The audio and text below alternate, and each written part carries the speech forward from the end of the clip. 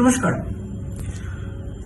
বাস্তু পুজো বা ভূমি পুজো আমরা সচরাচর করে থাকি বাড়ি যখন তৈরি করি তখন, তারপরে কনস্ট্রাকশনের কাজ স্টার্ট হয়। আমরা বেসিক্যালি বাঙালিদের মধ্যে দেখেছি বা কিছু কিছু অন্য কাস্টের মধ্যেও দেখি সবসময় ঈশান কোণেই হয় পুজোটা। বাট সমস্ত মাসেই পুজো হয়, একটা ভালো নক্ষত্র বা যোগ দেখে পুরোহিতের সঙ্গে কথাবার্তা বলে পুজো দিয়ে দেওয়া হয়।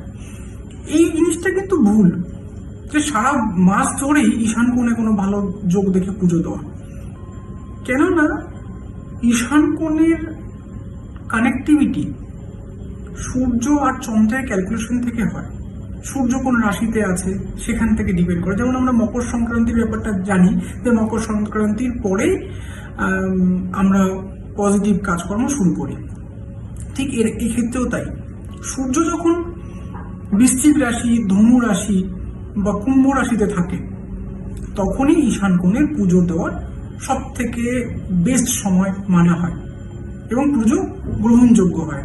কেন আপনি যে পুজোটা করছেন বাস্তুপুরুষ মণ্ডলের তুষ্টিকরণের জন্য, সেটা তো যাতে পজিটিভ এনার্জিটা পাই তার জন্য তো করছি। বাট সেটাই যদি অ্যাকসেপ্টেবল না থাকে তাহলে পুজোটা করে আমার কি লাভ হবে?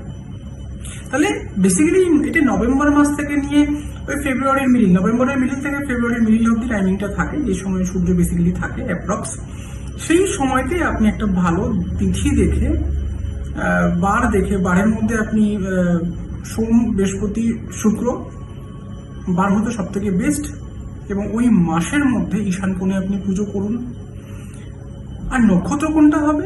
নক্ষত্র বেসিক্যালি পুষা নক্ষত্র, হস্তা নক্ষত্র, অনুরাধা নক্ষত্র, রোহিণী নক্ষত্র, শতবিশা নক্ষত্র, সতী নক্ষত্র, পূর্ব ফাল্গুনী নক্ষত্র, পুনর্বসু নক্ষত্র। এই ধরনের নক্ষত্রকে পুজো করলে আপনার যে উদ্দেশ্যে পুজো সেটা কিন্তু সম্পূর্ণরূপে কার্যকরী হবে। নমস্কার।